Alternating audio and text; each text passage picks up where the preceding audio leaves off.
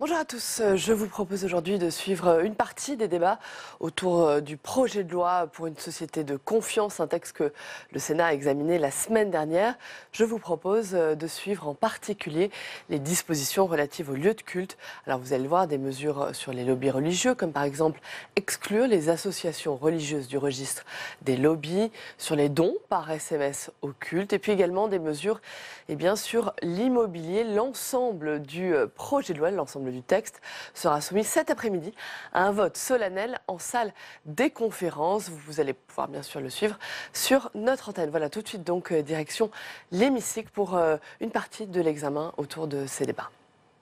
Et à l'article 25, l'amendement 171 rectifié, Madame Delattre.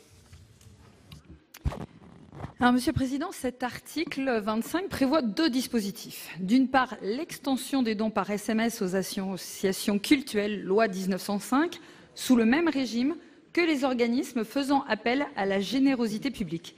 Et d'autre part, l'obligation pour ces associations cultuelles d'établir des comptes annuels. Alors, si ce second point, alinéa 3, va dans le bon sens et aurait dû d'ailleurs être introduit bien avant dans la loi, le premier point est en revanche très inquiétant, à notre avis. C'est pourquoi nous vous proposons de supprimer les alinéas concernés 1, 4 et 5. Aujourd'hui, les organismes faisant appel à la générosité publique bénéficient d'un régime d'agrément allégé pour l'utilisation de services de paiement dématérialisés, introduit par la loi du 7 octobre 2016 pour une République numérique. Il apparaît que ce régime n'offre pas de garantie suffisante concernant l'usage à venir de ce mode de paiement et poserait, s'il était étendu aux associations cultuelles, de véritables risques en termes de sécurité. Manque de transparence de ce moyen de financement, comme le paiement en liquide de cartes prépayées, liquide qui pourrait provenir de manœuvres de blanchiment d'argent. Manque de transparence concernant la provenance et l'utilisation du don, identité du donateur, du bénéficiaire, finalité du don. De telles opérations devraient, à minima, faire l'objet d'une demande d'agrément auprès de l'autorité de contrôle prudentielle et de résolution, plutôt que de bénéficier de ce régime allégé. Et puis, vous l'avez surtout compris, dans mes propos de discussion générale, cet article est pour nous un cavalier législatif visant à modifier la loi 1905 qui établit la séparation des églises et de l'État, qui reste un texte constitutif de notre République. Une modification de la loi de 1905 sur le financement mériterait donc un temps d'étude et de débat dédié et non une discussion au débeauté, ce que nous regrettons vivement.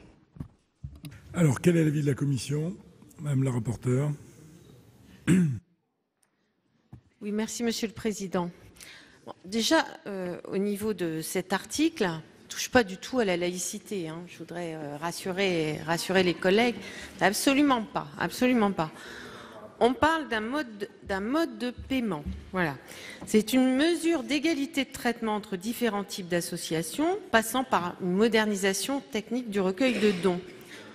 Sur le blanchiment, non mais Madame Delattre, sur le blanchiment, je vais vous dire, ok, d'accord, les associations cultuelles, donc elles vont blanchir leur argent, et les autres associations, pas du tout. Donc, même principe, c'est exactement la même chose. Blanchiment d'argent, moi je suis désolée, il n'est pas davantage au niveau des cultes que dans les autres associations, donc c'est un autre sujet. C'est un autre sujet. Donc cette nouvelle faculté ne présente pas davantage de risques donc, pour les associations que les organismes faisant appel à la générosité publique qui sont autorisés depuis 2016. Et après, moi je vais vous dire, ce n'est pas des millions d'euros, ces dons seraient plafonnés à 300 € par mois et par personne, toutes associations confondues, et 50 € par don.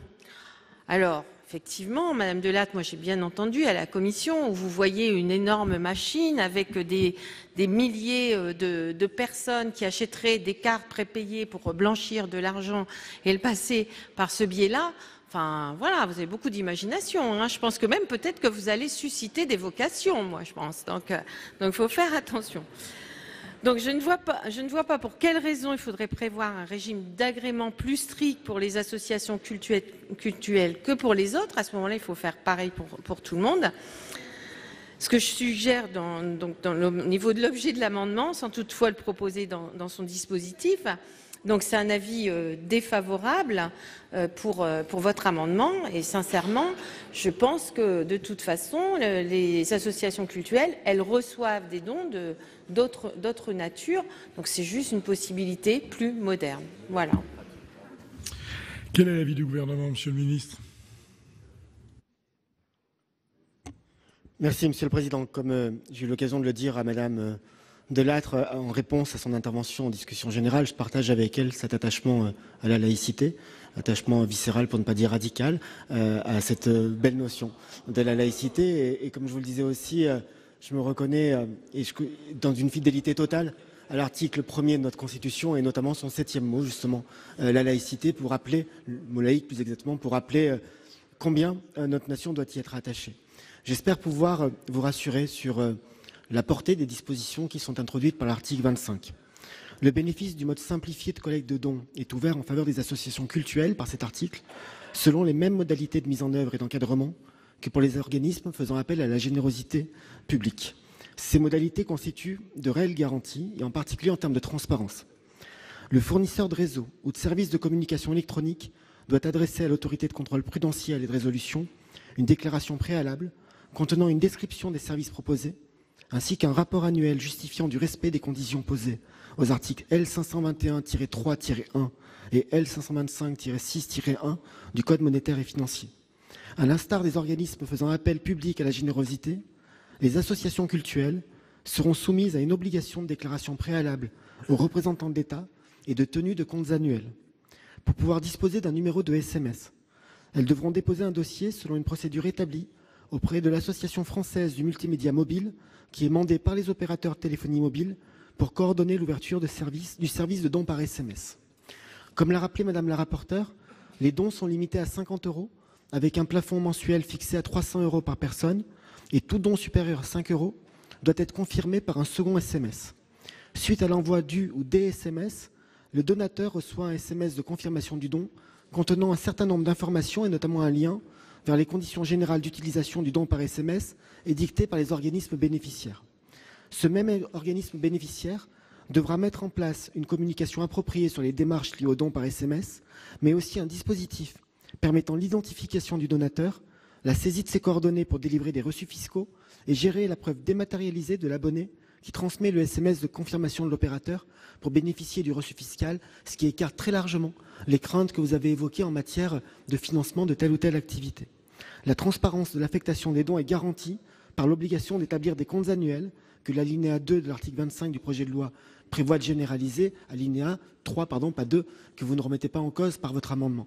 Donc je crois vraiment que nous sommes sur une modalité pratique. Il n'y a pas, et je fais référence à un des arguments que vous avez évoqué en discussion générale, de volonté ni même de risque de mettre à disposition des associations cultuelles un outil spécifique ou particulier qui ne bénéficierait pas à d'autres. C'est un alignement sur le droit d'autres associations. Ça n'a en rien une distorsion au principe posé tant par la loi de 1905 que par notre attachement commun, je crois, à la laïcité.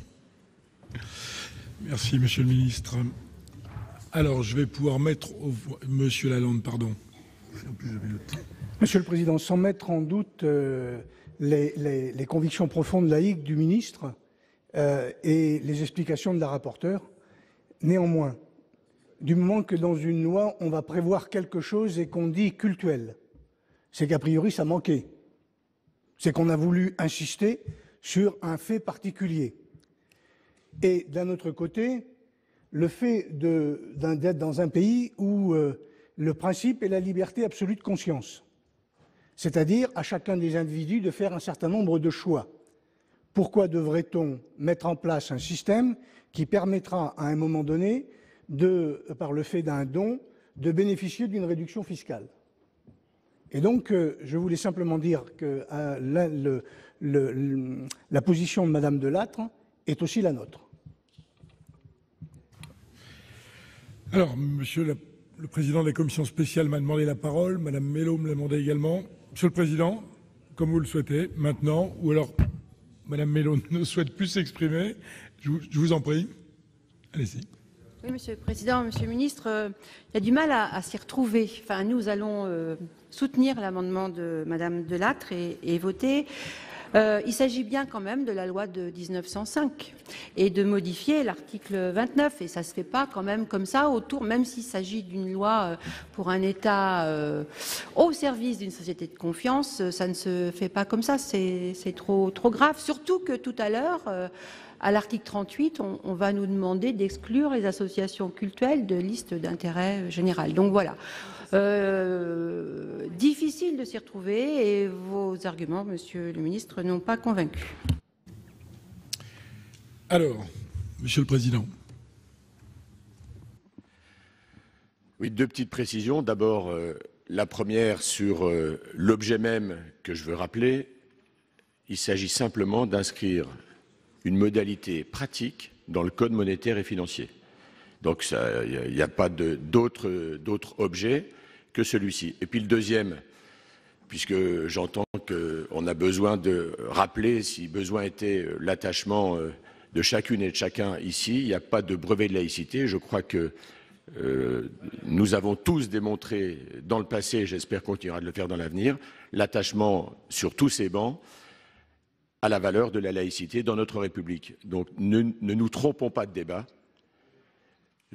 On a un amendement, on peut être pour, on peut être contre, mais n'essayons pas de dévoyer le débat. Je crois que le Sénat n'a pas besoin de ça. Et puis, pour tout vous dire, on a encore beaucoup de travail. Il faut prendre le temps. On va moins vite qu'hier. Donc, je nous invite à continuer à être constructifs, sages, sereins, et puis, si possible, aller dans le même sens que celui qui est proposé par notre rapporteur. Alors, je vais pouvoir mettre aux voix cet amendement 171 rectifié avec 2 avis défavorables. Qui vote pour?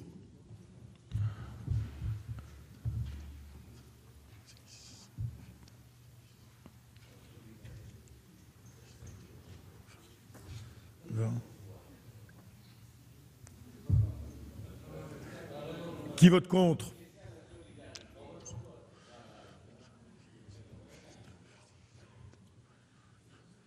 Il n'est pas adopté. Nous passons à l'examen du 21 rectifié bis. Monsieur Morel présente. Merci beaucoup, Monsieur le Président. Cet amendement que j'ai l'honneur de vous proposer, qui a été signé par plus de 70 sénateurs que je remercie, reprend une proposition issue du rapport que nous avions rendu en 2015 au nom de la délégation aux collectivités locales sur le financement des lieux de culte par les collectivités. Et il vise tout simplement à prévoir la transparence sur le financement des lieux de culte. Aujourd'hui, quand se construit un lieu de culte, et disons les choses clairement, une mosquée dans une commune, on ne sait pas qui la finance, on ne sait pas qui est derrière ce projet. Alors très souvent, on nous dit que ce sont des dons qui ont permis de financer cela, mais parfois, il y a tellement d'argent liquide qui circule que Tracfin est amené à se poser des questions. Donc ce que nous proposons, c'est tout simplement que lorsqu'il y a un projet de construction d'un lieu de culte, il y ait un bilan financier qui soit au terme de cette construction produit, bilan financier certifié par un commissaire aux comptes. Beaucoup ont considéré au cours des derniers mois et des dernières années qu'il faudrait interdire le financement des lieux de culte, notamment par des États étrangers. Je crois qu'avant d'envisager ce genre de mesures, il faut déjà connaître la réalité de la situation. Et la réalité de la situation, ça passe par la transparence qui me paraît, sur ce sujet comme sur d'autres d'ailleurs, une impérieuse nécessité. Quel est l'avis de la Commission, Madame la rapporteure? Merci, Monsieur le Président. Donc cet amendement soumet tout projet de construction d'un lieu de culte à l'élaboration d'un plan de financement prévisionnel et certifié par un commissaire aux comptes et retraçant ainsi l'origine des fonds, les modalités étant fixées par décret en Conseil d'État. Donc il reprend une recommandation, la numéro 7 du rapport de la délégation collectivité territoriale du Sénat sur les collectivités territoriales et le financement des lieux de culte. Alors cette disposition concerne indirectement le financement des associations cultuelles, financement qui est traité aux articles 25 ici et 38 du projet de loi.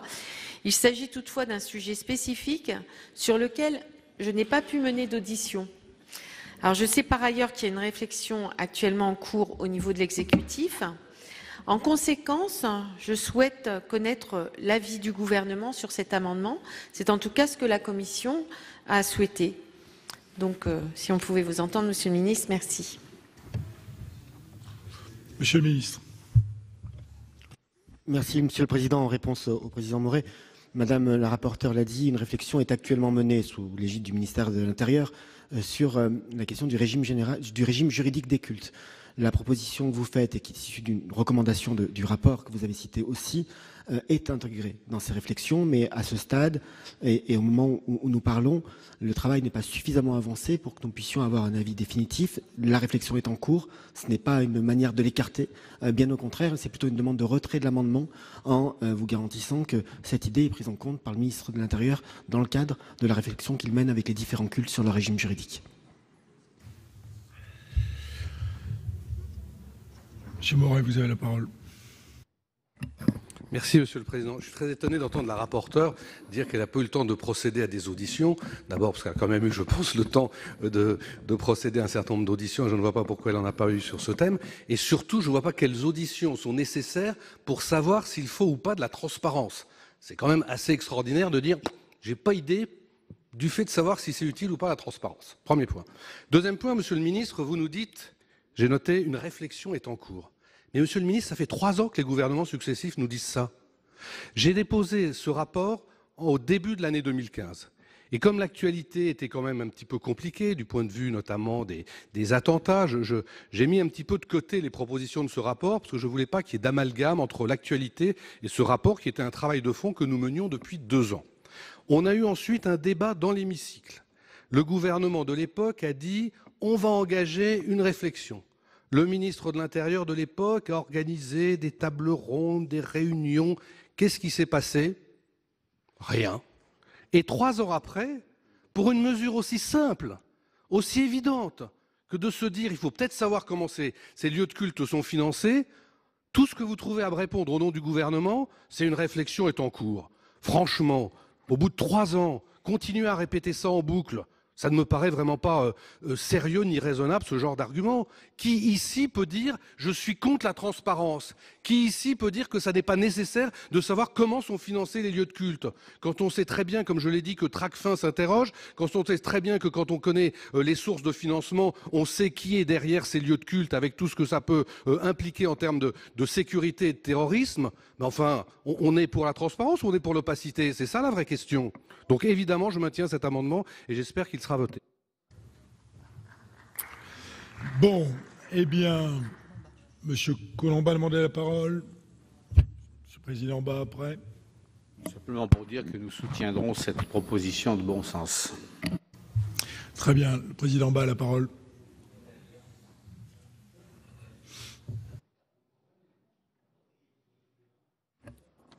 Je vous remercie, Monsieur le Président. En ce qui me concerne, je ne voterai pas cet amendement, en dépit des intentions louables qu'il contient. Ces intentions, quelles sont-elles? Manifestement, lutter contre le développement de mosquées salafistes financées par des États du Proche-Orient ou des ressortissants de ces États. Cette motivation, elle est tout à fait pertinente. Nul ici ne la conteste. Mais par la généralité de la prescription qui est ainsi posée, on voit que par rapport à plus d'1 siècle d'application de la loi de 1905, on franchit à travers cette disposition une limite qui n'a jamais été franchie.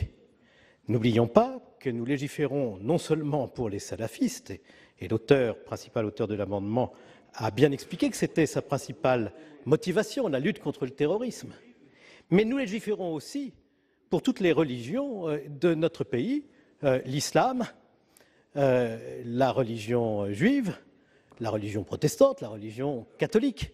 Jusqu'à présent, c'était la liberté qui prévalait. Est-ce que, véritablement, au nom de la transparence, on doit remettre en cause la liberté? Nous avons des moyens, et nous l'avons fait encore récemment dans la loi pour sortir de l'état d'urgence, de contrôler ces mosquées qui appellent au crime. Mais nous ne devons pas pour autant englober dans une mesure qui restreint la liberté du culte, toutes les religions qui ont droit de citer depuis si longtemps en France. Plus personne. Si, je vous en prie, chers collègues.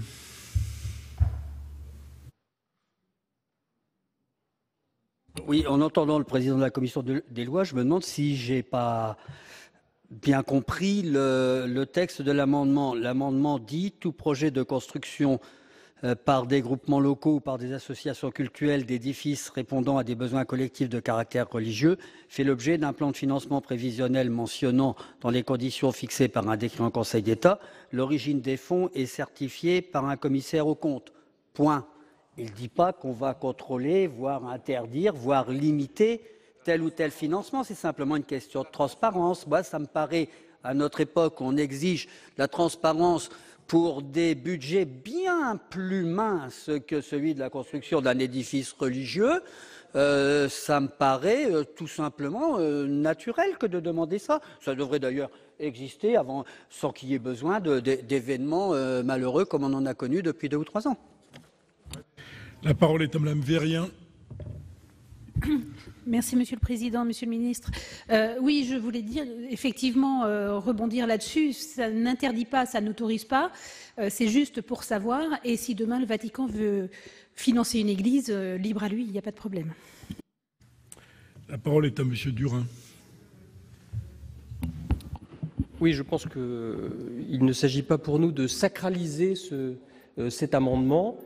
C'est un exercice de transparence élémentaire qui est demandé. Je pense qu'on peut le voter sans difficulté.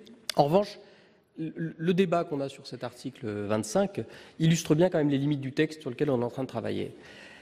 La phrase qu'on a le plus entendue depuis qu'on a commencé à travailler hier, c'est la disposition que vous présentez, l'amendement, l'article ne relève pas de l'objet du texte. Mais l'objet du texte, c'est quoi ? La nature des débats qu'on a, le caractère hétérogène, la confusion qui préside à nos débats sur un certain nombre de sujets dont on ne sait plus s'ils sont dedans, dehors, si c'est législatif, réglementaire, ou si ça relève de l'organisation de l'administration, finit par poser un problème. Et au fur et à mesure que nos débats progressent, on sent se déliter cette belle société de confiance qu'on nous proposait. Donc voilà, moi je suis entré plutôt avec enthousiasme et envie dans l'étude de ce texte, et un certain nombre de débats m'amènent à considérer que finalement la montagne accouche d'une souris. C'est assez décevant et parfois même, comme sur cet article, un peu dangereux. La parole est à Monsieur Loïc Hervé. Merci Monsieur le Président, Monsieur le Ministre, mes chers collègues. Moi je ne suis pas co-signataire de cet amendement, mais je vais le voter sans aucune difficulté, car on est tous attachés évidemment au principe de laïcité, mais aussi au libre exercice des cultes. Mais je me souviens quand même qu'il y a quelques mois, j'étais encore maire d'une commune en Haute-Savoie, et qu'il y avait un projet de ce type-là, et que le maire que j'étais à l'époque était fort dépourvu de n'avoir aucune information, de ne pouvoir en avoir aucune sur un projet de ce type-là. Alors bien sûr, l'amendement, s'il est adopté, il sera applicable aux témoins de Jéhovah, aux mormons, à tous ceux qui veulent construire des bâtiments. Parce que, pour être très franc, des églises catholiques, on n'en construit plus beaucoup en France depuis quelques années. C'est ainsi. Mais ça arrive. Et je ne crois pas que ce soit d'ailleurs l'Église catholique qui se mobiliserait contre une telle proposition. Il n'y a pas de régime d'autorisation, il n'y a pas de régime d'interdiction. La liberté de culte est consacrée dans notre droit au plus haut niveau. Et donc je pense que ce besoin de transparence proposé par notre collègue Hervé Maurey est une bonne chose, et donc je le voterai sans aucun état d'âme. Bon, je n'ai plus de demande de parole cette fois-ci, c'est certain. Donc je vais mettre aux voix l'amendement 21 rectifié bis. Vous l'avez compris, avec 2 avis défavorables. Qui vote pour ? Si.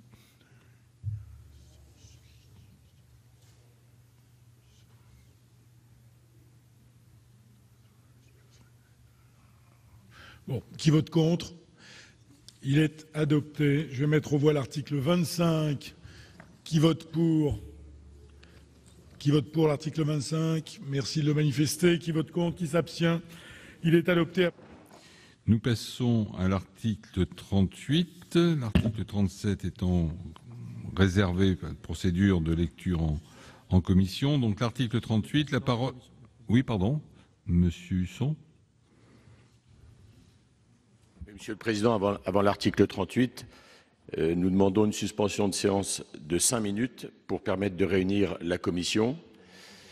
En salle Victor Hugo, ce sera 5 minutes, pas plus, je vous rassure, mes chers collègues. Très bien, donc accordé. Donc 5 minutes de suspension. Donc la séance est reprise. Donc sur l'article 38, j'avais une demande de prise de parole de Madame Jackie de Romédy, mais qui n'est pas là. Donc l'amendement 172 rectifié, Madame Nathalie Delattre. Oui, merci Monsieur le Président, mes chers collègues. Le président de la commission spéciale a fait remarquer tout à l'heure que les dispositions évoquées pour l'article 25 relatives aux dons par SMS aux associations cultuelles venaient s'inscrire dans le code monétaire et financier et qu'elles n'avaient rien à voir avec la loi de 1905. L'alinéa premier de l'article 38 plante le décor. Il s'agit bien d'une modification de la loi du 9 décembre 1905, c'est écrit en toutes lettres. Il offre la possibilité pour les associations cultuelles de posséder ou administrer des immeubles acquis à titre gratuit. Ce point, qui avait été supprimé en séance à l'Assemblée nationale, a été réintroduit en commission spéciale, soutenant ainsi le gouvernement, qui justifie cette disposition par le souci de renforcer les ressources des associations cultuelles afin de pallier leurs difficultés financières. Alors j'attire votre attention sur le fait que nous introduisons ici la possibilité aux associations cultuelles, qu'elles soient catholiques, musulmanes, protestantes ou autres, de tirer profit d'immeubles de rapport pour aller au-delà de leur seule subsistance. Il ne me semble pas que des associations loi 1901 bénéficient de tant de largesse. Nous ouvrons une brèche importante dans la loi de séparation des églises et de l'État qui dispose que la République ne reconnaît, ne salarie ni ne subventionne aucun culte. C'est donc en rejetant toute demande d'avantages spécifiques aux associations cultuelles que l'État et les collectivités locales assurent le respect du principe de neutralité à l'égard de tous les citoyens et le libre exercice des cultes comme de l'absence de culte. De plus, il est impossible de penser soutenir cet article qui supprime l'inscription au registre des représentants d'intérêt pour les associations cultuelles. Enfin, je m'interroge. Est-ce pour justifier le maintien de cet article que la commission spéciale a introduit une extension de l'obligation d'enregistrement comme représentant d'intérêt pour les élus locaux, leurs directeurs de cabinet et les agents publics, sans aucun lien avec les cultes et le titre de l'article?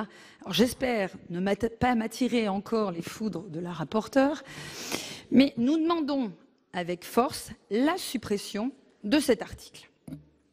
Merci. Donc l'avis de la commission. Qu'est-ce qu'il présente, Madame Gruny? Oui, merci Monsieur le Président. Alors, cet amendement tend à supprimer l'article 38 donc, du projet de loi qui comporte diverses dispositions relatives au culte.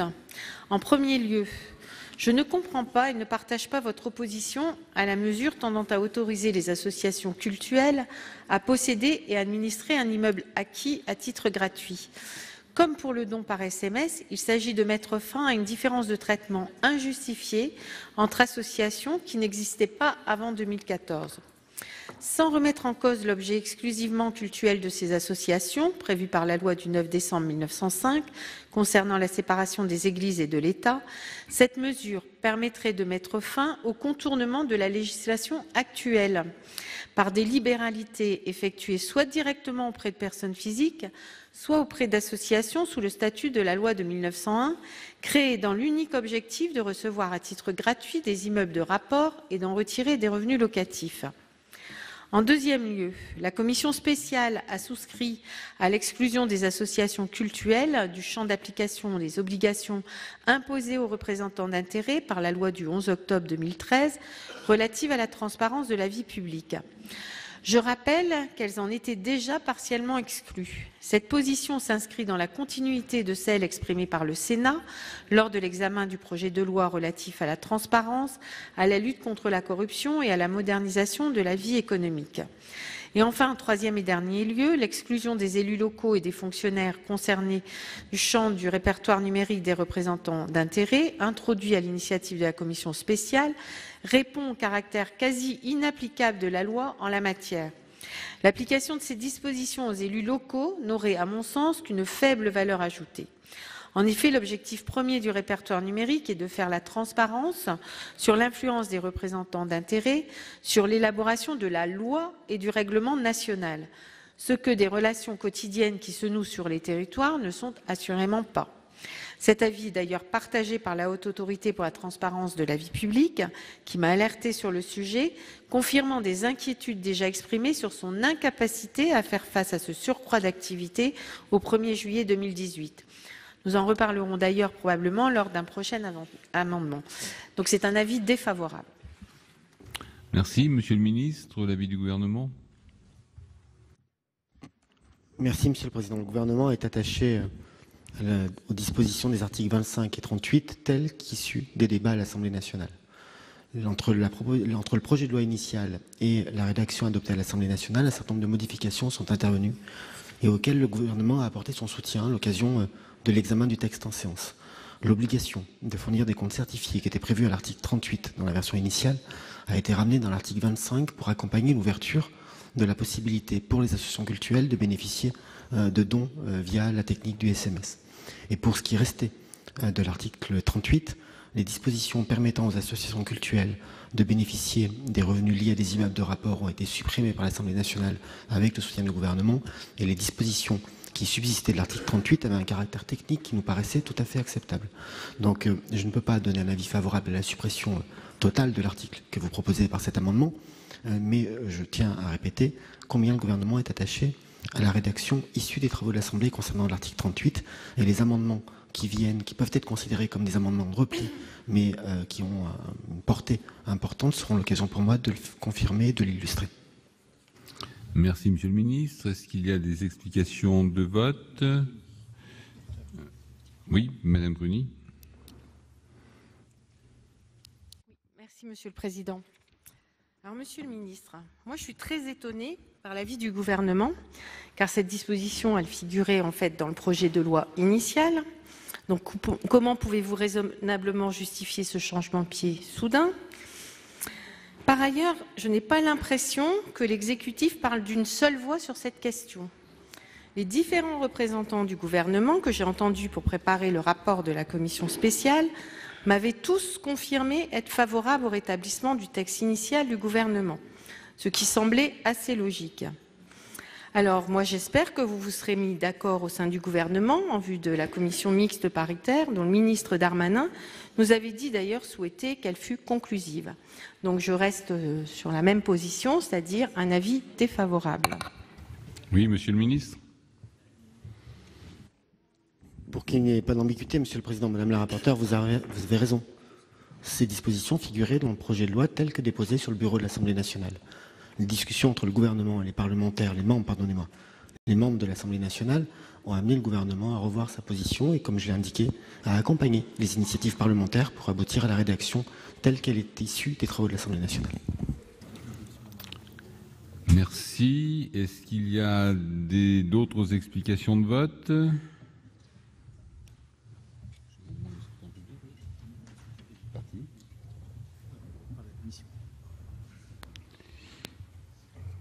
Pas d'autres explications de vote. Donc, j'ai une demande de scrutin public par la Commission.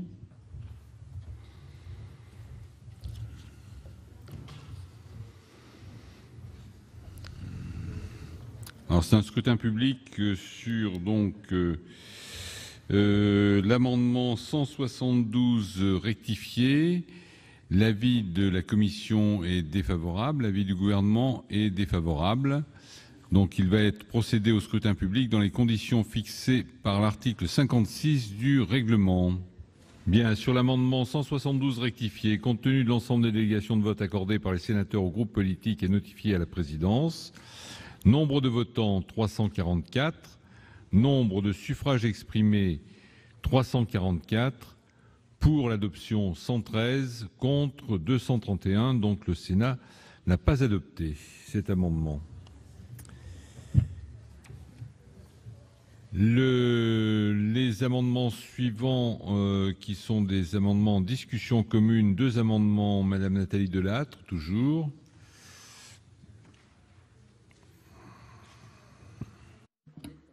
Pour le 189, il convient simplement de supprimer ces alinéas 1 et 2 qui sont au sujet des immeubles de rapport.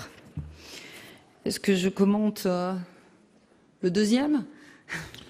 Oui, c'est en discussion commune, oui, le deuxième, oui, voilà, aussi. Qui, effectivement, s'il n'y a pas suppression, il y a simplement ajout de quelques mots sous l'alinéa 2 qui est sous réserve de la non-utilisation de ces immeubles à des fins commerciales. Voilà. Donc, l'avis de la commission, Monsieur Luche, sur ces 2 amendements. Pardon, Madame Gruny. Alors, désolé. Merci, Monsieur le Président. Donc pour l'amendement 189, donc, qui supprime les dispositions de l'article 38, pour les mêmes raisons que je viens d'évoquer en réponse au premier point de l'amendement précédent, avis défavorable. L'amendement 187 tend à préciser que les associations cultuelles peuvent posséder et administrer des immeubles acquis à titre gratuit, mais qu'ils ne peuvent pas les exploiter directement à des fins commerciales. Comme je l'ai indiqué, l'octroi aux associations cultuelles de la possibilité de posséder ou d'administrer tout immeuble acquis à titre gratuit n'aurait pour conséquence ni de modifier leur objet exclusivement cultuel, ni de remettre en cause le principe de spécialité auquel elles sont soumises en application des lois de 1905 et 1901. En conséquence, les associations cultuelles ne pourront donc pas acquérir à titre onéreux d'immeubles de rapport, ni exploiter directement un immeuble reçu à titre gratuit pour une activité sans lien avec l'exercice du culte. Il s'agit uniquement de leur permettre de disposer d'une nouvelle ressource qui devra être utilisée pour subvenir aux frais, à l'entretien et à l'exercice public d'un culte, conformément à l'article 18 de la loi de 1905. Il ne s'agit donc aucunement d'un bouleversement de la loi de 1905. Mes chers collègues, vous savez très bien que parfois, il y a des personnes qui n'ont pas de descendants et qui simplement font des legs à des associations cultuelles. Donc là, finalement, on leur interdit d'utiliser l'immeuble, c'est-à-dire qu'ils peuvent en faire rien du tout ou juste un lieu de réunion, alors qu'ils en ont certainement d'autres. Donc il s'agit simplement de pouvoir louer cet immeuble et que cette recette, finalement, vienne, au même titre que d'autres recettes, que les dons, etc., financer l'objet des associations cultuelles. C'est simplement ça. Il n'y a rien à voir avec la loi 1905, avec la laïcité. C'est juste ça. Voilà. Donc je vous demande d'essayer de nous suivre. Et donc, moi, je donne un avis défavorable aussi, en fait, sur cet amendement. L'avis du gouvernement, Monsieur le ministre. Merci, Monsieur le Président. J'ai dit tout à l'heure que le gouvernement était attaché à la rédaction de l'article 38 tel qu'issu des travaux de l'Assemblée nationale, c'est-à-dire sans la disposition permettant aux associations cultuelles de disposer d'immeubles de rapport acquis à titre gracieux.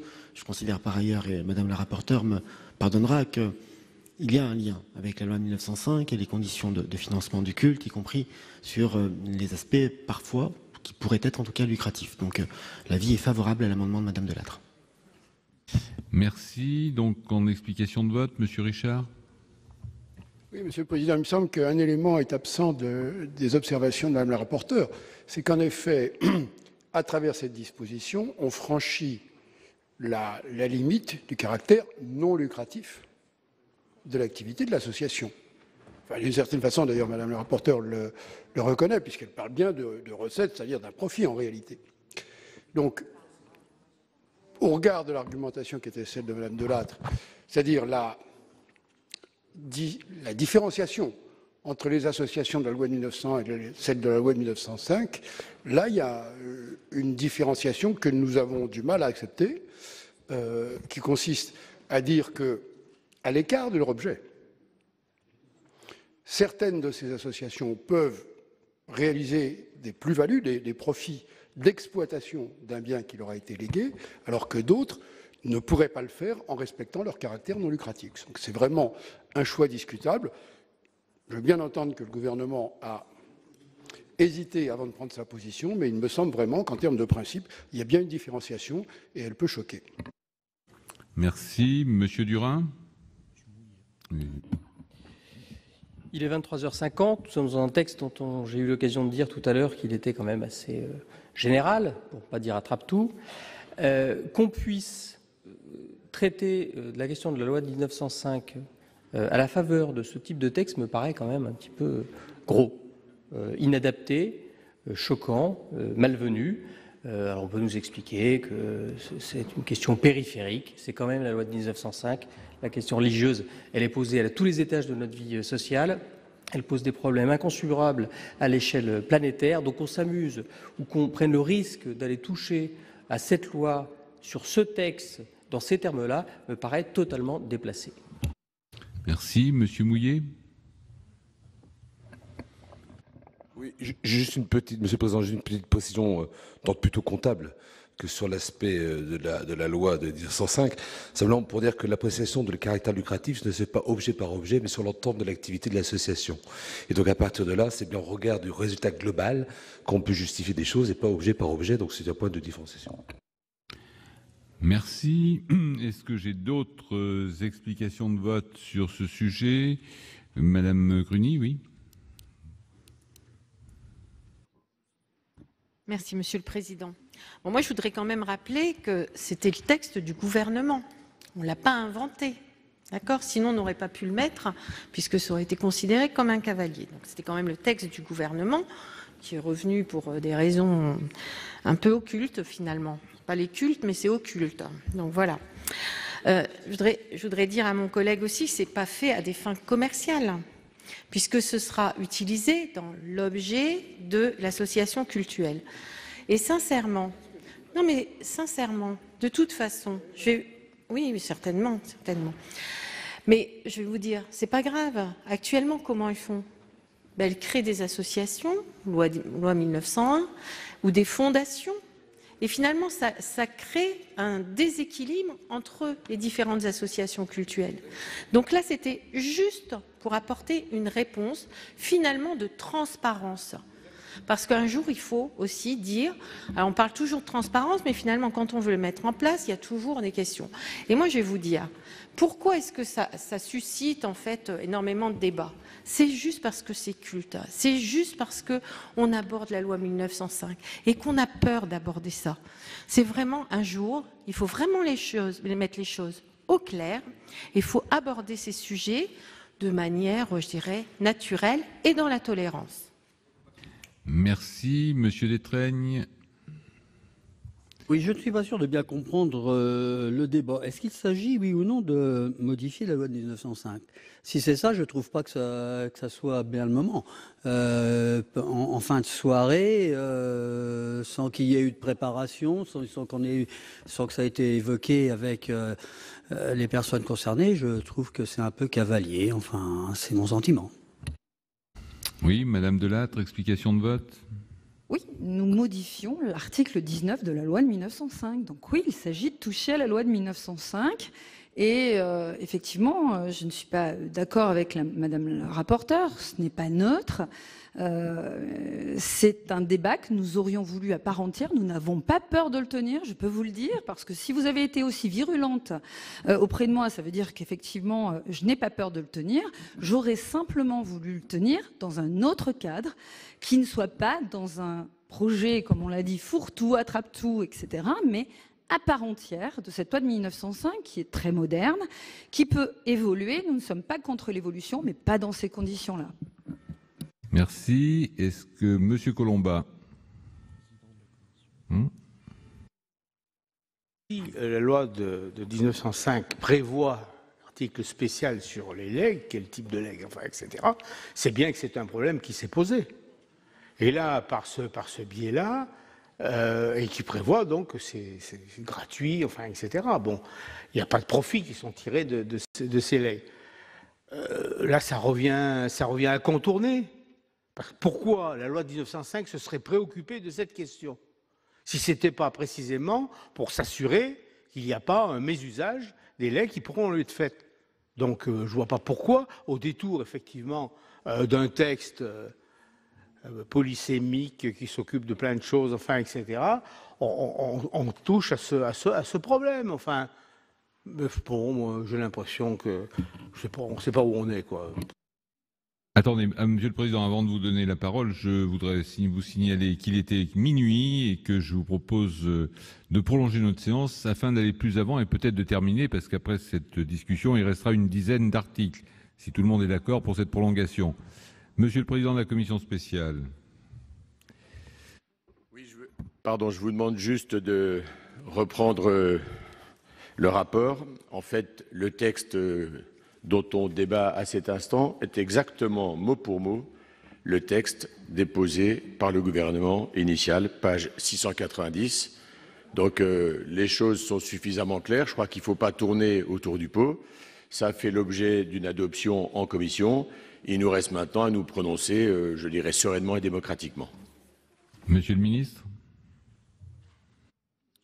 Juste pour souligner et rappeler, je l'ai fait tout à l'heure, que le gouvernement a accompagné les initiatives de la majorité présidentielle et gouvernementale à l'Assemblée nationale pour aboutir à la rédaction issue des travaux de l'Assemblée nationale. Je pense que ce n'est pas la première fois, et certainement pas la dernière d'ailleurs, tant à l'échelle de ce quinquennat que d'autres, que le texte initial du gouvernement puisse subir ou connaître des modifications accompagnées ou acceptées par le gouvernement. Ça n'enlève rien à la légitimité du gouvernement à maintenir et à défendre les dispositions ainsi adoptées par l'Assemblée, même différentes du texte initial. Merci. Donc, si j'ai pas d'autres explications de vote, j'ai été saisi d'une demande de scrutin public par le groupe Les Républicains sur l'amendement 189, avec un avis défavorable de la Commission et un avis favorable du gouvernement. Donc, il va être procédé au scrutin public dans les conditions fixées par l'article 56 du règlement.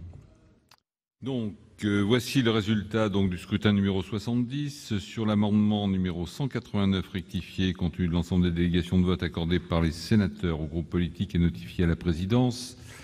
Nombre de votants 341, suffrages exprimés 340, pour l'adoption 134, contre 206. Donc le Sénat n'a pas adopté. On va le faire. Donc, sur l'amendement suivant, j'ai été saisi d'une demande de scrutin public par le groupe Les Républicains sur l'amendement numéro 187, en vous rappelant que l'avis de la Commission est défavorable et que l'avis du gouvernement est favorable. Donc, il va être procédé au scrutin public dans les conditions fixées par l'article 56 du règlement. Voici le résultat du scrutin numéro 71 sur l'amendement 187 rectifié compte tenu de l'ensemble des délégations de vote accordées par les sénateurs aux groupes politiques qui est notifié à la présidence. Nombre de votants 340, nombre de suffrages exprimés 339, pour l'adoption 134, contre 205.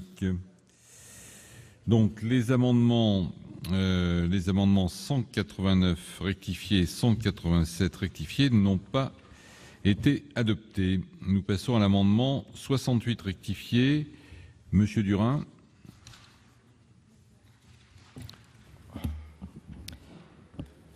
Alors, l'article 38 propose de revenir sur l'accord obtenu lors de l'examen de la loi Transparence de la vie politique de 2013, qui avait exclu de la liste des représentants d'intérêt les associations cultuelles uniquement lorsqu'elles agissent dans le cadre de leurs relations avec le ministre et les services ministériels chargés des cultes. En dehors de ce cadre, elles entrent donc dans le périmètre des représentants d'intérêt depuis 2013. La loi Transparence de la vie publique définit les représentants d'intérêt comme les associations, les individus, les groupes qui influent sur la vie parlementaire, la vie publique. Qui peut contester que les associations cultuelles entrent dans le champ de la définition légale des représentants d'intérêt?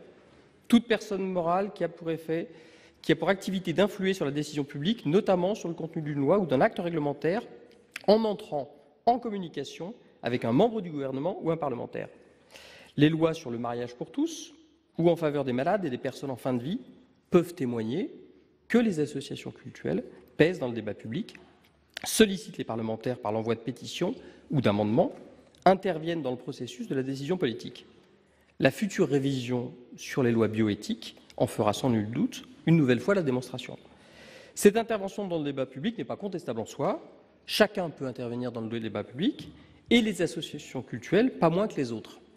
Simplement, il est indispensable que ce travail d'influence se fasse en toute transparence.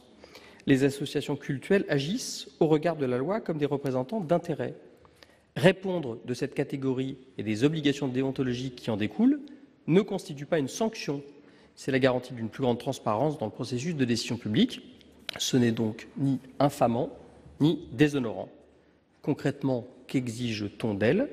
Principalement qu'elles déclarent à la Haute Autorité pour la transparence de la vie publique leur identité et le champ de leur activité de représentation d'intérêts. Qui peut affirmer que ces obligations déclaratives sont excessives ? Nous contestons donc la volonté du Sénat d'exclure totalement les associations cultuelles de la liste des représentants d'intérêts. Vous disiez, Madame la rapporteure, tout à l'heure qu'il y avait un sujet de transparence que vous avez revendiqué avec beaucoup de ferveur. Voilà, on est au cœur de la transparence. Une association cultuelle sur des sujets démocratiques de première importance doit se déclarer comme telle. Il est donc malvenu d'essayer de les faire sortir de ce registre. Ça n'est pas un laïcard, un laïc fervent ou radical qui vous parle, c'est un citoyen qui revendique la laïcité comme beaucoup d'autres. Merci. Donc, Madame Gruny, pour la Commission. Merci, Monsieur le Président. Donc, cet amendement tend à supprimer la disposition qui exclut totalement les associations cultuelles du champ d'application des obligations imposées aux représentants d'intérêts par la loi du 11 octobre 2013 relative à la transparence de la vie publique. Actuellement, cette exclusion n'est que partielle et comme l'a relevé le Conseil d'État, cette exclusion partielle ne reflète pas la réalité des relations que les associations entretiennent traditionnellement avec d'autres représentants de l'État que le ministère de l'Intérieur, dans le domaine par exemple de la culture, de la fiscalité ou avec les élus locaux. La mesure proposée s'inscrit d'ailleurs tout à fait dans la continuité de la position exprimée par le Sénat lors de l'examen du projet de loi dit Sapin 2. Le Sénat avait alors suivi l'analyse du rapporteur de la Commission des lois, notre collègue François Pillet, qui avait considéré inopportun de soumettre les représentants des cultes à de telles obligations. Donc notre commission a émis un avis défavorable à cette suppression. L'avis du gouvernement, Monsieur le Ministre. Merci, Monsieur le Président. Un certain nombre d'avis, notamment celui de la Haute Autorité que Madame la rapporteure a rappelé, ont souligné que les relations normales, classiques des associations cultuelles ne s'arrêtaient pas nécessairement au seul ministère des cultes. Ceci étant, les dispositions adoptées par la commission spéciale visent à sortir du registre des représentants d'intérêt intégralement les associations cultuelles. Donc nous ne pouvons souscrire à la position prise par la commission spéciale du Sénat et c'est la raison pour laquelle le gouvernement a un avis favorable à l'amendement porté par M. Durin. Bien, sur cet amendement, est-ce que j'ai des explications de vote? Oui, Madame Delattre. Nous soutiendrons cet amendement. Merci. Est-ce qu'il y a d'autres explications de vote? Si j'en ai pas, je vais mettre l'amendement aux voix avec un avis défavorable de la Commission et un avis favorable du gouvernement. Donc c'est l'amendement 68 rectifié qui est pour.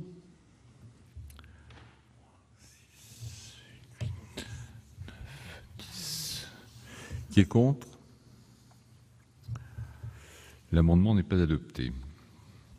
Le 73 rectifié, Monsieur Durin. Pardon, Madame.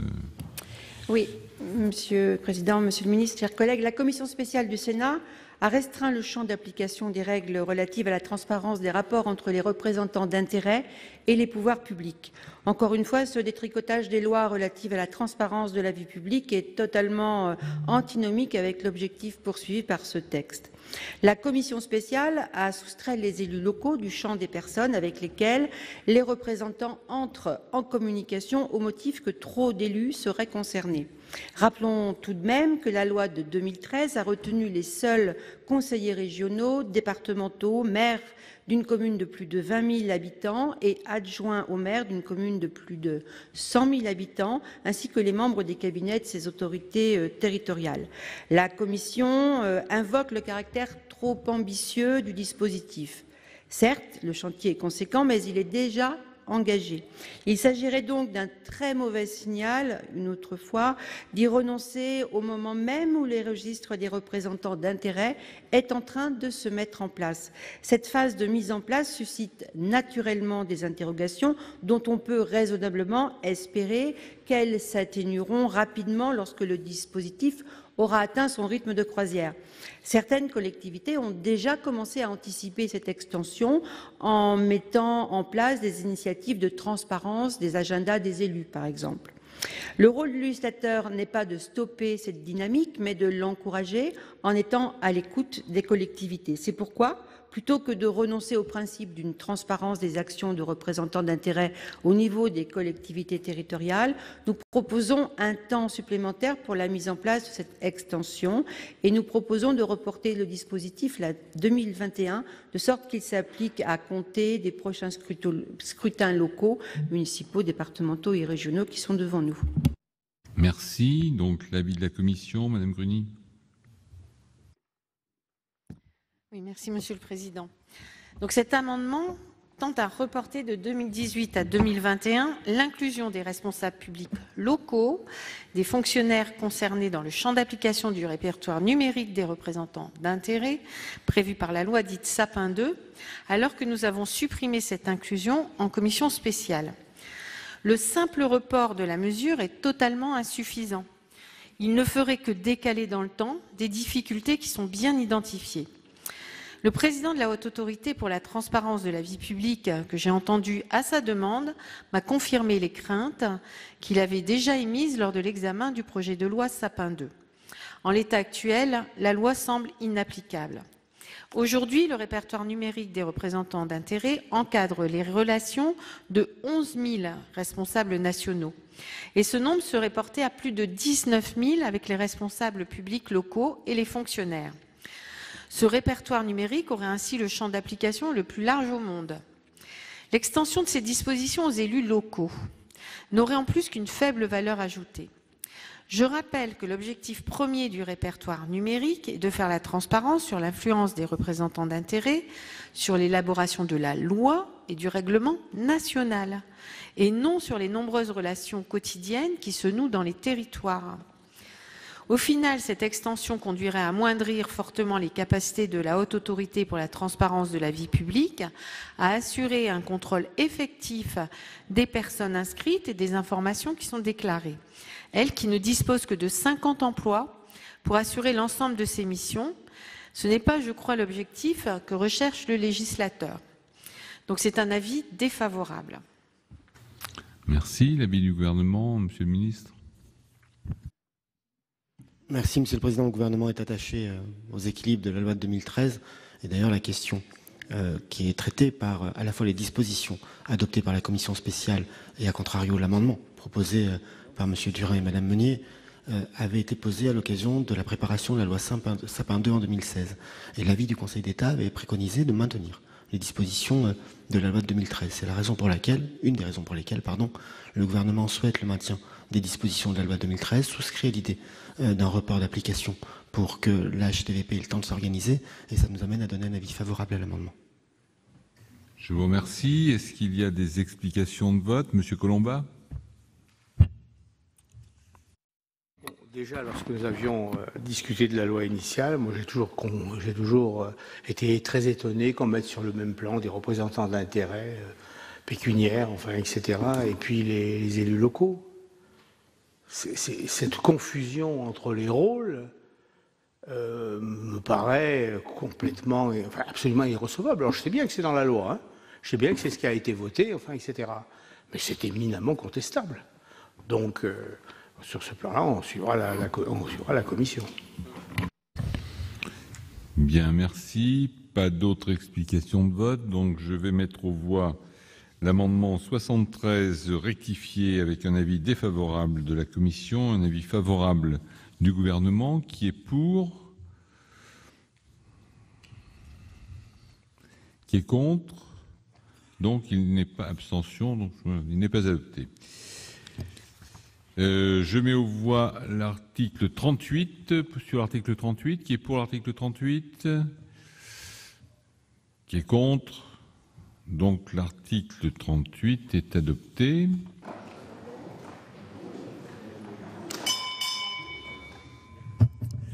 Bien, Monsieur le Ministre, Monsieur le Président de la Commission, Monsieur le rapporteur, chers collègues, nous reprenons la discussion du projet de loi adopté par l'Assemblée nationale après engagement de la procédure accélérée pour un État au service d'une société de confiance. Dans la discussion des articles, nous sommes parvenus aux explications de vote sur l'amendement numéro 53 rectifié au sein de l'article 34. Donc il y avait un certain nombre d'explications de vote.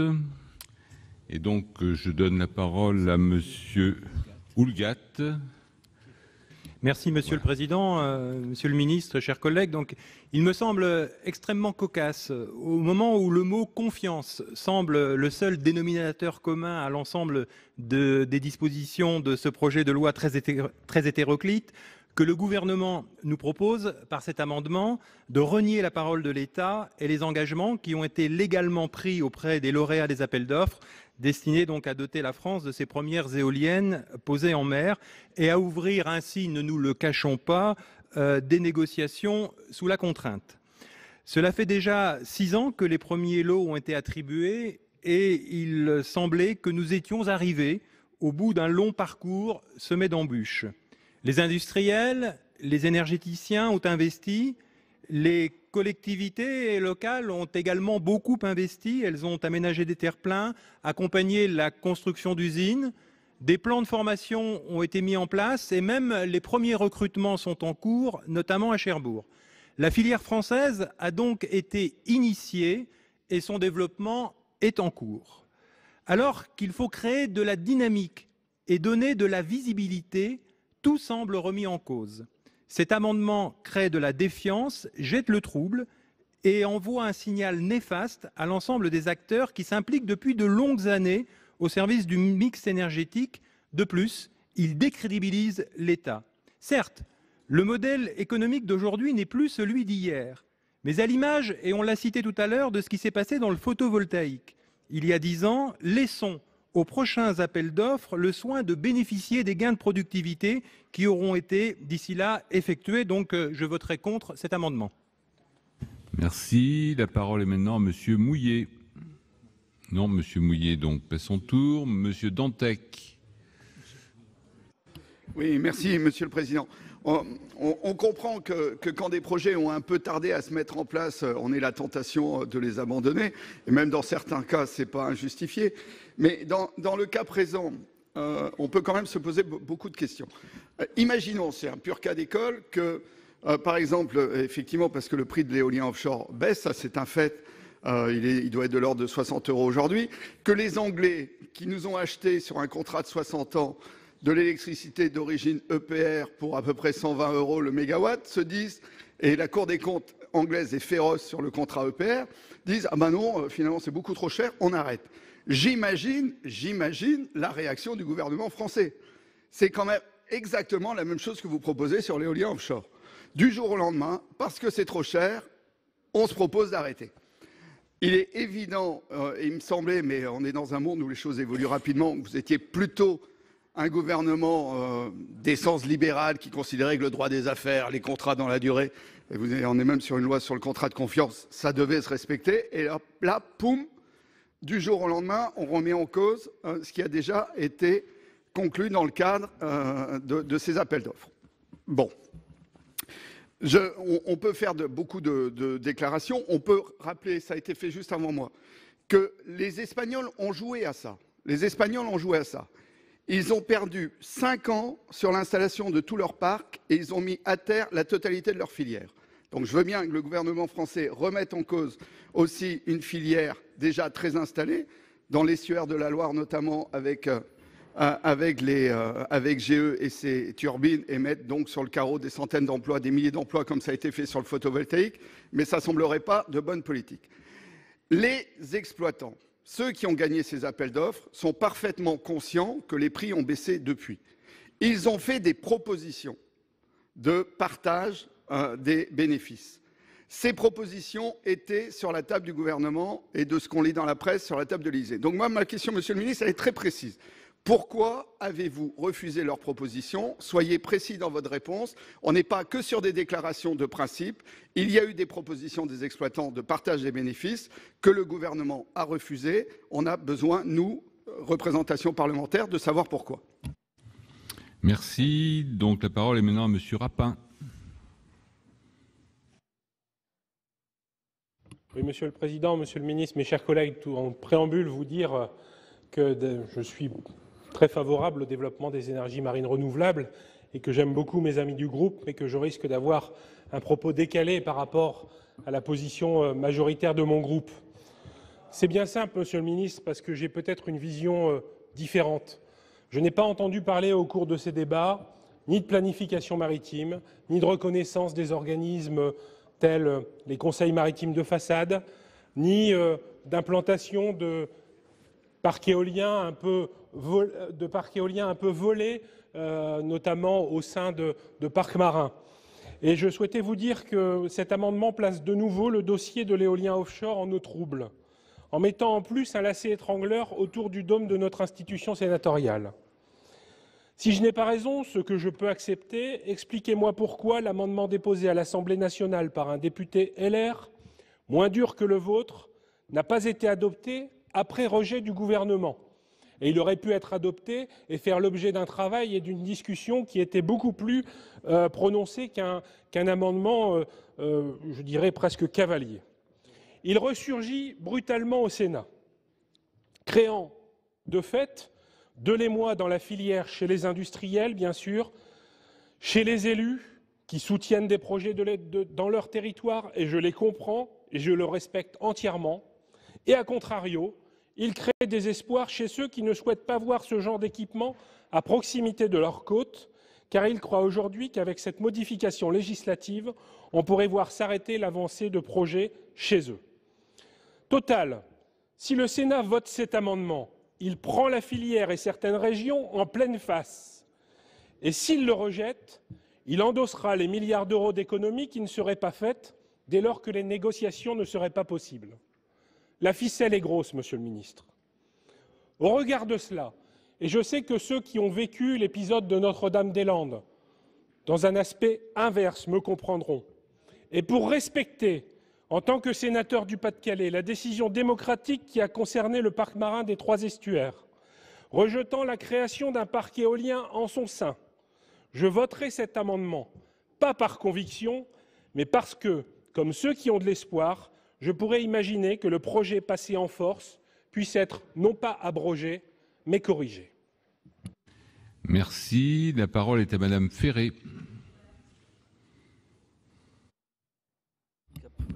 Monsieur le Président, Monsieur le Ministre, je souhaitais intervenir non seulement pour indiquer que je partage totalement les arguments que le rapporteur a pu évoquer avant la suspension et que beaucoup de mes collègues ont repris, tant en ce qui concerne la méthode que les conséquences qu'aurait donc l'application et le vote de cet amendement. Et illustrer très concrètement les conséquences sur un territoire, celui de mon département, et du projet déjà très engagé d'implantation de 75 éoliennes en mer à Courseulles, dans le Calvados. C'est une production envisagée qui correspondrait à la consommation domestique de 630 000 personnes, soit 90% des habitants de mon département.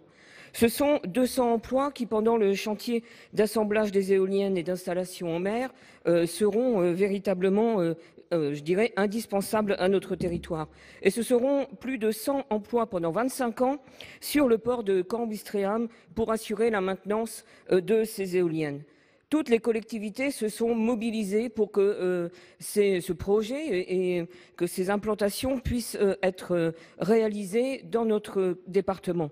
Qu'il s'agisse de la région ou des régions de la grande région Normandie aujourd'hui, de la communauté d'agglomération ou des communes qui, d'ores et déjà, ont tout mis en œuvre pour que les usines puissent être accueillies dans de bonnes conditions et que, évidemment, toutes les délibérations et tous les actes puissent être mis en œuvre pour rendre cette activité opérationnelle. Voilà donc les quelques mots que je voulais rappeler pour vous dire, Monsieur le Ministre, très concrètement les conséquences que cela pourrait avoir sur les territoires si cet amendement était retenu, car dans cet amendement, il est bien précisé que si les négociations n'aboutissaient pas, il pourrait être mis fin au projet et relancer toute une procédure, ce qui est extrêmement long et tout à fait préjudiciable à l'activité économique de nos territoires, mais plus largement à l'activité industrielle de notre pays. Cela a été dit. Je voterai contre cet amendement. Merci. La parole est maintenant à Monsieur Grémillet. Oui, merci Monsieur le Président. Monsieur le Ministre, mes chers collègues, beaucoup de choses ont été évoquées, mais le point le plus marquant, Monsieur le Ministre, c'est la dernière phrase de votre amendement. Qu'est négociation, ça peut s'entendre. Mais d'aller dire, dans l'amendement ici au Sénat, où on légifère, en plus sur un texte de confiance, qu'on remet en cause un appel d'offres qui a été dit fructueux, ça pose vraiment une question. Question qui est terrible, et je serais tenté de dire que ça devient presque une habitude. Nous avons été quelques-uns à le dénoncer, notamment sur la loi sur les hydrocarbures. On a eu le même schéma. Je vous rappelle qu'on a, pour certains investisseurs qui ont mis des moyens, qui avaient des accords, on voulait effectivement casser ces accords. Le deuxième point que je voudrais évoquer concerne effectivement la recherche et le développement. Comment voulez-vous donner confiance à des investisseurs de prendre des risques dans notre pays? On sait tous qu'on en a besoin, quels que soient les secteurs d'activité, et notamment sur celui-là, puisqu'on évoque partout, en permanence, les gisements, les défis, les gisements de création de valeur, d'emploi qu'il peut y avoir derrière, et comme ça, de détruire en disant s'il y a bien un pays où il ne faut pas investir ou prendre des risques, c'est la France. Donc c'est vraiment cette question de fond, autant la notion de négociation, et c'est pour ça que je rejoins complètement le propos de notre rapporteur sur son avis, autant la notion de négociation peut s'entendre, il y a peut-être des choses qui pouvaient se faire, qui peuvent encore se faire, mais qu'on puisse voter un amendement qui remette en cause tout simplement un appel d'offres fructueux, pour moi, c'est pas possible. Merci. Donc, Monsieur Gontard, vous avez la parole. Merci, Monsieur le Président. Juste pour répondre, je pense que justement, on n'est pas tout à fait dans le cadre sur la loi hydrocarbures, parce que la loi hydrocarbures, on avait justement une réflexion d'ensemble. Alors que là, c'est l'inverse. Encore une fois, on reprend par le petit bout de la lorgnette, et c'est ce que j'ai pu dire tout à l'heure sur l'article 34. Et là, on a un amendement qui est symbolique de ce que j'ai pu expliquer tout à l'heure. Comme le soulignent de nombreux acteurs, et en particulier le syndicat des énergies renouvelables, mais pas uniquement, cette proposition constitue un signal désastreux, ça a été dit par plusieurs de mes collègues, pour l'ensemble des filières renouvelables, et en plus créerait un climat de défiance pour l'ensemble des acteurs économiques, en particulier les établissements financiers qui ont choisi d'investir dans les projets d'énergie renouvelable.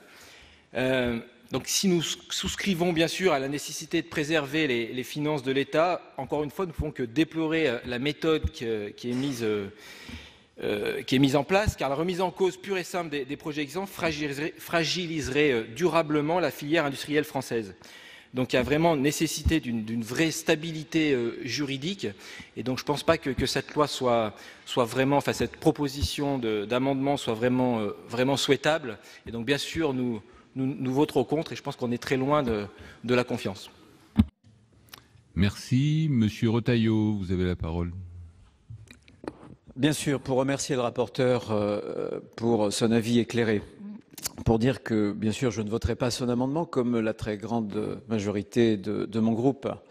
Dans ce cas d'espèce, la France est victime de la lourdeur de ces procédures. Et quand on met des années et des années à sortir des projets, il est évident que, entre les conditions dans lesquelles il est, comment dirais-je, décidé et les conditions dans lesquelles il est réalisé, il y a des progrès technologiques, il y a des prix de marché qui bougent. Mais enfin, Monsieur le Ministre, bientôt j'espère, comment peut-on assumer une telle méthode? Nous sommes en train de parler de la révision constitutionnelle et le Premier ministre nous dit qu'il faut mieux légiférer. Et là, il y a un amendement très lourd, bien sûr, qui ne passe pas devant le Conseil d'État, bien sûr, qui s'exonère de la procédure des études d'impact. Évidemment. Que penser de cette méthode-là, d'un point de vue légistique, mais surtout d'un point de vue des conséquences? Des conséquences pour la filière française. Il y a deux cas de figure, bien sûr, où on négocie, où on annule. Dans les deux cas, ce sont des délais. Quand on négocie, ça sera 2 à 4 ans de délai. Quand vous annulerez, ça sera 6, 7 ans de délai, à nouveau. Autant dire que vous mettez une filière à terre. Autant l'assumer. Je vais vous prendre un exemple que je connais bien, STX, qui avait connu des années très très difficiles, que nous avons encouragé à se diversifier, qui a été choisi pour produire 3 stations, sous-stations électriques, qui visent à raccorder les éoliennes par EDF sur les 3 parcs éoliens qui seront gérés par EDF Énergie Nouvelle. C'est 180 personnes qui ont été déployées, des dizaines de millions d'euros qui ont été mobilisés. Les travaux doivent commencer dans quelques semaines pour une livraison en 2020. Qu'est-ce que vous dites à l'entreprise? D'arrêter tout? De redéployer les moyens? Mais sur quel type de chantier? C'est concret. 180 personnes. Mais je pouvais vous citer sur d'autres entreprises régionales d'autres centaines de personnes. Les investisseurs étrangers, bien sûr, le signal vis-à-vis des investisseurs étrangers, parce qu'à chaque fois, vous avez dans ces projets-là des investisseurs, bien sûr, espagnols, portugais ou allemands, alternativement. C'est le signal d'une France qui ne se remet pas d'une maladie chronique, l'instabilité législative. On ne peut pas faire confiance à l'État qui change de pied. C'est absolument terrible pour l'économie française, Monsieur le Ministre.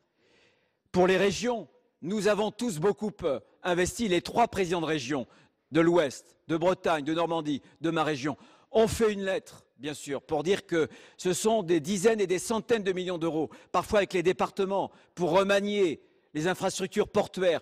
Que vont devenir ces investissements? Est-ce que vous y avez pensé? Est-ce que vous avez pensé à la concertation? Non, bien sûr. L'État décide pour lui, décide seul. Donc, solennellement, je vous demande, bien sûr, de négocier, mais certainement pas de vous y prendre de cette façon qui est violente et qui est absolument brutale. C'est la raison pour laquelle, avec beaucoup d'autres, bien sûr, je voterai contre cet amendement. Merci. Monsieur le ministre. Merci, Monsieur le Président. Mesdames et Messieurs les sénateurs, je ne voudrais pas allonger plus longtemps le débat, puisque j'entends les expressions, et comme je sais à peu près compter, ce qui est mieux à Bercy, je devine qu'un consensus assez défavorable à l'amendement se dessine. Je voudrais par contre faire quelques remarques. D'abord pour remercier Madame Gatel, mais aussi Monsieur le Président Retailleau. Vous avez tous les deux dit, de manière différente, que le constat posé par le gouvernement était juste. Il est juste parce que les délais, les lourdeurs administratives font que, entre le moment où une autorisation, ou plutôt qu'un lauréat est désigné à la suite d'un appel d'offres, et le moment où le chantier peut hypothétiquement démarrer, il se passe parfois 10 ans ou 15 ans. Que pendant ces 10 ou 15 ans, les technologies changent, que les coûts peuvent être abaissés, que l'État, au titre de l'intérêt général, pourrait réaliser l'opération dans de meilleures conditions économiques sans compromettre ni les emplois que vous évoquez, ni le développement des énergies renouvelables. Vous avez dit aussi que derrière cette question-là se posait une question aussi d'intérêt public en termes de maîtrise des finances publiques et en l'occurrence des finances de l'État. Nous sommes aujourd'hui dans une situation particulière. Particulière parce que nous avons tous ce constat en tête, mais peut-être que nous divergeons sur la méthode. Le sénateur Dantec dit qu'un certain nombre de propositions ont été faites pour un partage des bénéfices, et je reprends votre expression. Ces propositions ont été faites par un certain nombre d'opérateurs ou de lauréats. En l'état du droit, et c'est une des motivations à cet amendement, en l'état des droits, nous ne pouvons pas accepter ces propositions parce que nous ne pouvons pas accepter de propositions qui soient différentes des conditions dans lesquelles l'appel d'offres a été conduit et dans lesquelles les lauréats ont été désignés. Et donc nous sommes dans cette obligation de modifier le droit. Monsieur Dantec, je me permets d'aller au bout de mon raisonnement, et d'autant plus que j'ai su, tout comme le permet, d'autant plus que je vous ai dit que j'ai à peu près deviné ou anticipé le résultat, en tout cas le sort qui sera réservé par votre Assemblée à cet amendement. Pour nous, et c'était l'objectif de cet amendement, La faculté de renégociation est subordonnée à l'accord des candidats et ne peut intervenir qu'avant signature du contrat dans la période entre le résultat de l'appel d'offres et la réalisation effective du projet, et nous voulions le traduire dans la loi par l'amendement que nous avons déposé. De la même manière, la faculté de retrait de la décision d'attribution de l'appel d'offres était limitée par l'amendement que nous proposons aux appels d'offres de 2012 et 2014 portant sur les projets de parcs éoliens offshore, avec une indemnité portant sur l'ensemble des dépenses engagées prévues au titre de cet amendement. Et là encore, en précisant que cette décision ne peut intervenir qu'avant la signature du contrat. Ça nécessite une discussion, et ça nécessiterait une discussion avec les collectivités locales. Et le président Retailleau, comme d'autres, ont évoqué le courrier du 13 mars qui a été adressé au Premier ministre, dont nous avons pris connaissance. Et j'ai presque envie de vous dire qu'au-delà du sort de l'amendement que nous vous proposons ce soir, la discussion sera conduite et sera menée. Nous voulions, avec cet amendement, et nous poursuivons toujours cet objectif, poser le cadre d'une négociation et sécuriser juridiquement l'intégralité des conditions de la négociation. Cela n'enlève absolument rien à notre volonté de développer l'éolien offshore sur notre territoire et sur nos mers. Le présent projet de loi, indépendamment du sort de cet amendement, prévoit de modifier ces dispositions, prévoit de modifier les procédures, prévoit de faire en sorte que les procédures d'autorisation soient plus efficaces pour justement éviter les travers que nous avons connus avec les appels d'offres de 2012 et 2014 qui ne se traduisent pas dans la réalité.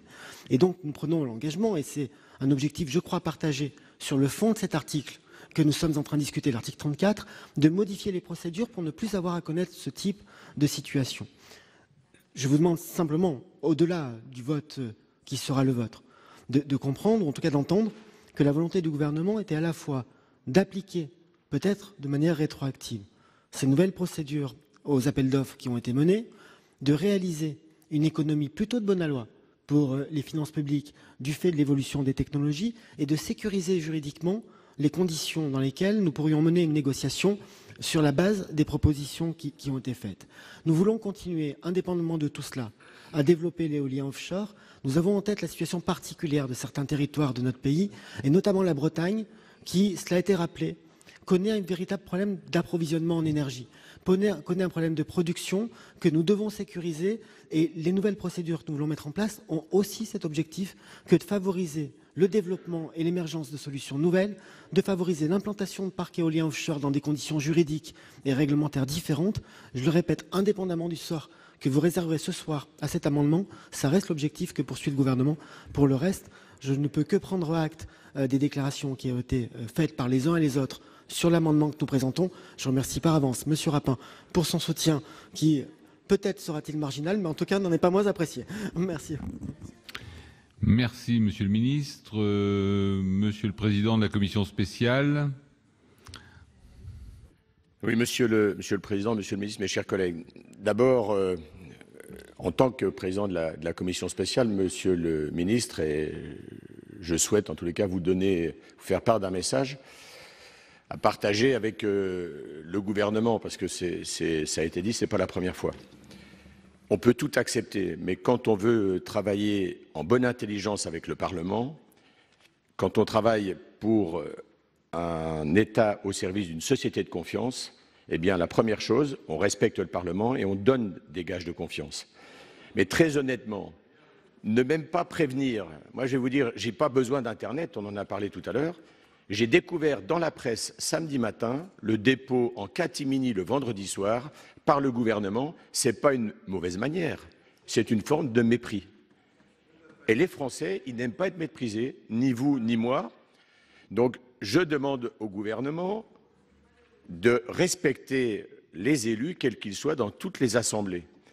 C'est aussi comme ça qu'on arrivera à gagner la confiance des Français. Comment voulez-vous, quand le Français regarde aujourd'hui les débats, mais qu'est-ce qu'il pense? Soit on est dans des batailles de chiffonniers, soit on explique ce que je suis en train de vous dire, et de toute façon, c'est une mauvaise image.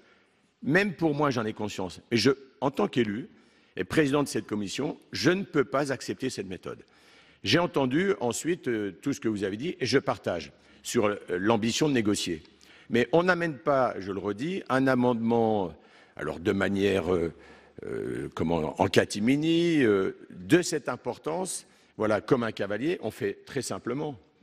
le gouvernement a la faculté, on a suffisamment de ministres, et notamment un qui occupe bien la place médiatique et auquel j'accorde évidemment toute ma confiance au départ et par principe, le ministre de l'écologie Nicolas Hulot. On dit, écoutez, nos procédures aujourd'hui sont trop lourdes, on ouvre un chantier, on travaille avec le Parlement, on avance, on a un cadre de départ, et puis on se dit, l'objectif c'est en 18 mois d'arriver à trouver des dispositifs dans lesquels on fait comprendre aux Français que les procédures sont trop longues, à la fois dans la Constitution, dans la procédure, mais aussi dans les recours qu'on ouvre.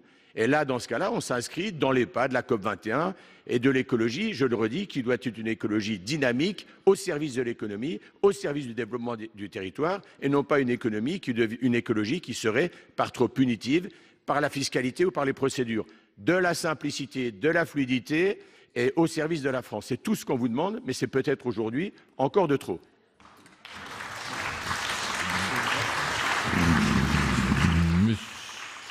Monsieur le Président, merci. S'il n'y a pas d'autres explications de vote, je vais mettre l'amendement numéro 53 rectifié du gouvernement au vote. Qui est pour? Qui est contre? Abstention? L'amendement n'est pas adopté. Alors, article additionnel après l'article 34, le 106 rectifié terre, Monsieur Retailleau, Ah pardon, je n'ai pas fait voter sur l'article 34 pris par le débat. Non, mais donc sur l'article 34, après le rejet de l'amendement du gouvernement, sur l'article 34, qui est pour l'article 34, qui est contre, donc l'article est adopté. Voilà, vous avez donc pu suivre une partie des débats sur le projet de loi pour un État au service d'une société de confiance et le projet de loi sur le droit à l'erreur. Le Sénat a examiné ce texte la semaine dernière. L'ensemble du projet de loi sera soumis cet après-midi à un vote solennel en salle des conférences. Et en attendant, vous pouvez bien sûr revoir ce programme sur notre site internet publicsénat.fr.